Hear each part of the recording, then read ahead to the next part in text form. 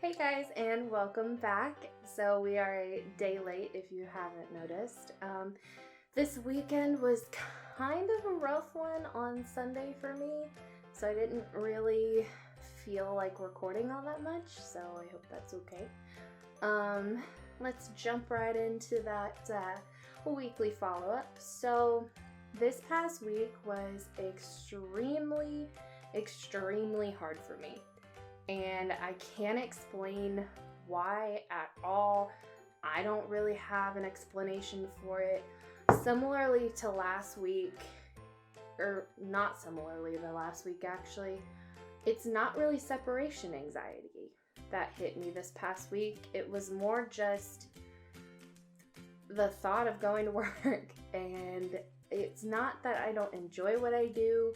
It's not that I hate my job or anything like that. It's just that I had an extreme amount of anxiety going to work. And I don't know why, really. I don't really know if it's the aspect of my job about calling people that was freaking me out a little bit, because sometimes that gets to me a little bit. Like, I get anxious before I call somebody at work. I don't know. But that kind of got to me all week. And then this weekend on Saturday, we went down to where my mom lives and we went to some Christmas open houses, and that was really fun. Me and Nick went, and we hung out with my mom all day, and we went out to dinner with her and my grandpa, and that was great, and that makes me so happy. I love going and seeing my mom and my grandpa and my cat, and because that's been really hard since I moved in with Nick, being about an hour, a little over an hour away from my family and my pet. But I don't know, it's just, it was a hard week last week, and I can't really explain why. I just was really anxious. This being Monday, today was actually a really good day, and I'll talk more about that next week in my weekly follow-up, but today was actually a really good day. So I don't know if I was just kind of in a funk last week or what. So let's jump right into the topic of this video. We're going to talk about myths and misconceptions behind medication and medicating yourself. Now, before I get into this, anxiety medication, depression medication, all of that has a very big stigma attached to it, and everybody and their brother has an opinion on it. And I'm going to try and do this as tactfully as I possibly can, trying to offend as little people as possible, but I know that somebody along the lines here is going to be offended. So I'm going to try and offend as little people as possible. So if I look down, again, similarly to the last video, I have a lot of research and information sitting in front of me, so I just want to make sure that I don't misquote anything or get anything wrong.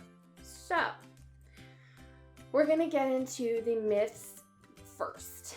Now, myth number one that I want to talk about is one that I know some people are going to have an issue with.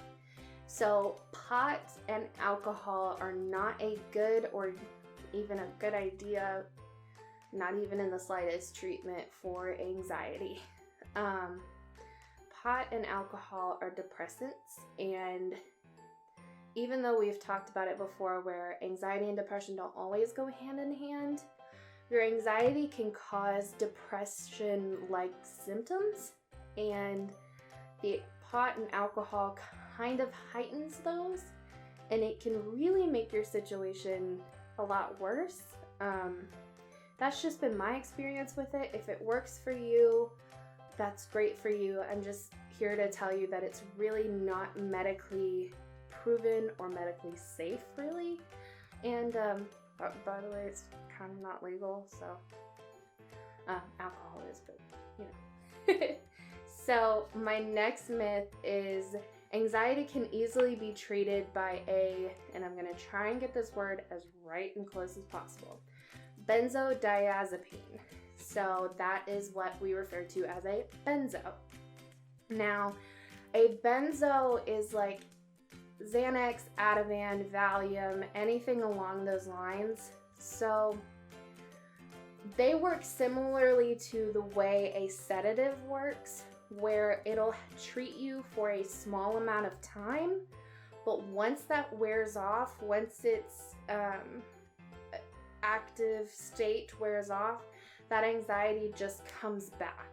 Whereas an anxiety medication works to balance out that chemical imbalance that we talked about last time, to really work on a long-term treatment. So that's just kind of how a benzo works. Additionally, benzos cause a rush of dopamine that is similar to illegal drugs like cocaine and meth and stuff like that. So it can be extremely addictive, much like those illegal drugs. And your tolerance for benzos builds in as little as 6 months. So if you're on a benzo regularly, your your dosage has to be upped every 6 or so months in order for it to work for you still. So that's just a little warning about benzos. And benzos do work for people that have severe anxiety disorders. And I'm not trying to say that they're a bad thing altogether. They're not. And they work for, people that have fears of like dentists or flying or anything like that. Usually your doctor will prescribe those for something that's a short-lived panic period for you. So like I take them before I fly and before I go to the dentist, because those are my 2 biggest fears. That's why I use those as examples. Additionally, if you've ever taken one, you've noticed that, you get lightheaded, you're a little confused. Sometimes when they wear off, you can't really remember everything that happened. And those can be very dangerous if you're taking these on a regular basis in order to function throughout your day, because you're not fully aware of your surroundings. So just be aware about the side effects and just how they work before you jump right into it. Now, let's move on into my experience with medication and how medication treatment plans work. So, I didn't medicate myself until my sophomore year of college. I've been diagnosed with anxiety since I was 6. So from age 6 to age 20-ish, 19, 20-ish, I did not use any kind of medication. I went to counseling, I went to therapy, I had all sorts of coping mechanisms, which I'll make a whole other video about, and I was fine. And then some major life events happened to me in college, and I couldn't handle my anxiety on my own anymore. And I went to my doctor on campus, and this is nothing against the campus that I went to or the doctor that I saw. It's just, it is really hard to give a medication like an anxiety medication when you don't have a rapport with your patient, if that makes sense. So he prescribed me a medication that was fairly new on the market and was a lower on the spectrum. It's called Buspar or Buspirone. I didn't think about that, sorry. So Buspar, it has success with some people. It is a very specific group of people that this medication works for, and when it doesn't, it can make you very aggressive, it can make you tired. I've seen it work really well for some people, and then there were people like me where it just made me angry. Now, this is kind of my message here. If your first medication doesn't work for you, it doesn't mean that medication in general doesn't work for you. It just means that that medication didn't work for you. Right now, I am on Lexapro, which is a combination anxiety depression pill wrapped all into one. So I take that once every day before I go to bed, and it has been wonderful for me. I love this medication, but I've also heard from other people that they hated it. So if that kind of proves to you that medication for anxiety is not a one-size-fits-all, I don't know what else does. So that's what I've been doing. Additionally, I have some other medications that, not medications, but I have some holistic things that I do, which I'll make another video about, holistic treatments and things that I've tried, so you guys can, you know, figure out what you may want to try. But it was a journey to get to where I am now with the medication that I take and the balance of the medication that I take. I didn't just get Lexapro and was all of a sudden okay with Lexapro. I went through, I think, 2 or 3 different dosage sizes before I figured out what was right for me. Now, this is kind of how your doctor works. So this is why you need to be very open and honest with your doctor about, you know, what you're feeling. If it's not working for you, tell them. Don't hide it. If it's something small, tell them anyway. It may not be something small. If you're just feeling like you're a little angry all the time, that's like a major thing to tell your doctor. Even if you just think you're in a funk, tell them. Because it may just be that either your medication or your dosage isn't working for you and it needs to be adjusted. And that's what they're there for. That's their job. So tell them, be honest with them, and they can help you out there. So getting on to medication, you can either talk to a counselor, a therapist, or even your family doctor. And I mentioned this in the last one. Your family doctor is a bigger asset in your mental health than you really think.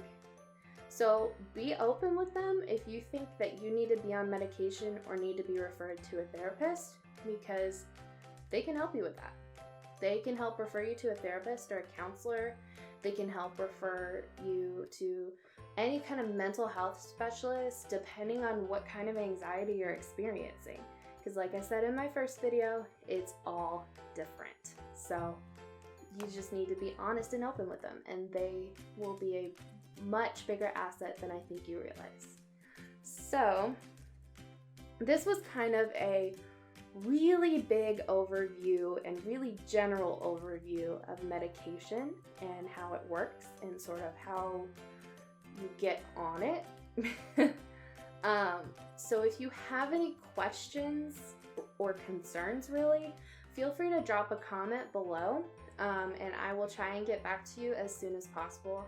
And like I said, I'm really not trying to offend anybody. If, you know, Buspar works for you, that's great, that works for you. If, you know, any holistic or other coping mechanisms work for you, as long as they are healthy and safe, that is great, and I'm so happy for you that that's how you're handling things.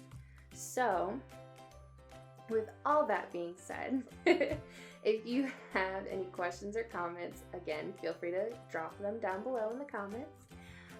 Feel free to subscribe and do all those things that YouTubers tell you to do. Also, Nick told me that I should be telling you guys to ring that bell so that you are aware anytime I post on this channel.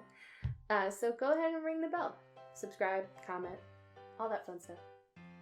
And I will catch you guys in the next one. Bye!